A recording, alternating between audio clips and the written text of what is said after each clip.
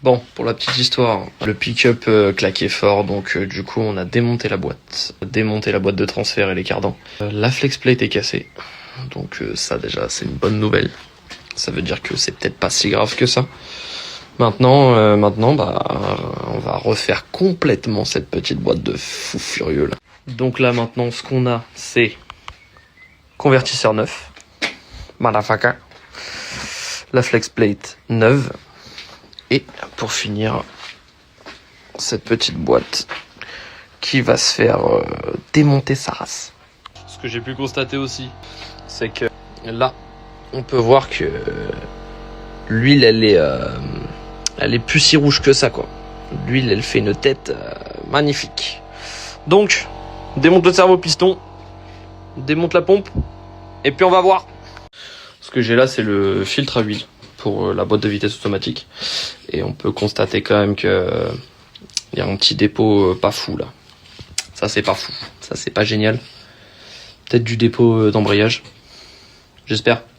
J'espère que c'est que du dépôt d'embrayage. Sinon, c'est la merde. Bon, truc pas foufou du tout là. Pas foufou. Le corps de la boîte, il a pris une perche qu'on voit juste ici là. Ping. Ça c'est moche. Ça c'est vraiment pas beau ça. Là je suis dans la merde. La super boîte auto en kit. Donc je viens de refaire tous les éléments un par un, changer les joints, les disques, enfin tout ce qui est pas intéressant quoi. Et en fait, comme c'est un véhicule qui a été bien charcuté, mais comme un animal, des fois on se retrouve avec des endroits où il n'y a pas de vis. Où les vis, bah, c'était pas nécessaire, donc on les a pas mises. Magnifique! Magnifique les copains, il y a tout ce qu'il faut là-dedans, là. Il y a du parfum, il y a du papa fin, il y a du papa fin. Donc là, le projet, il se passe plutôt pas mal. Le carter de la boîte, je l'ai pas encore récupéré parce qu'il est parti se faire souder la gueule comme il manquait des vis et que les autres étaient mal serrés. Ce qui s'est passé, c'est qu'on a fendu la cloche qui vient accueillir le convertisseur. Donc ça, c'est super. Bah là, je se retrouve actuellement sous mon pick-up. Ce que vous allez vous dire, je le sais. Le mec il se prend pour un mécano, mais ça n'avance pas. J'avais un mois que les gens à faire, je n'ai toujours pas remonté. Effectivement, c'est la merde. Alors pour répondre à votre question, oui et non. Oui, je me prends pour un mécano, et non, c'est toujours pas remonté. Et la cause, elle est simple. La cause, c'est que j'ai été faire souder ça. J'ai envoyé ça chez le soudeur, mais effectivement, il y a une galère. Il y a une galère, c'est que c'est un alliage de merde. C'est un alliage d'alu, de fer et de silice. Et pour souder ça, bah, c'est mort. Alors oui, effectivement, c'est pas très joli comme ça visuellement. Mais le problème, c'est que le gars a abandonné en finale. Ça a super bien commencé là, nickel. Sauf qu'il s'est aperçu que ça pétait à chaque fois qu'il venait finir de souder. En fait, ce cordon-là a fait jusqu'ici. Hop, tout ce qui meulait là, c'est tout ce qu'il avait soudé. Et à chaque fois, ça venait péter derrière.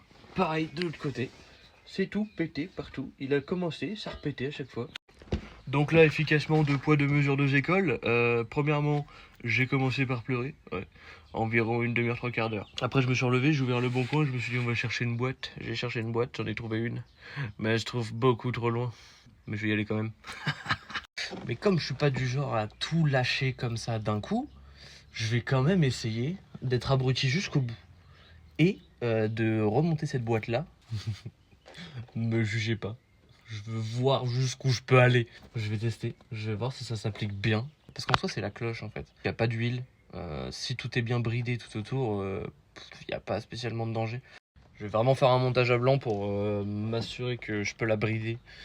Genre l'appliquer correctement tout autour du moteur pour pas qu'il y ait de déséquilibre à la con et que ça vienne me flinguer des arbres.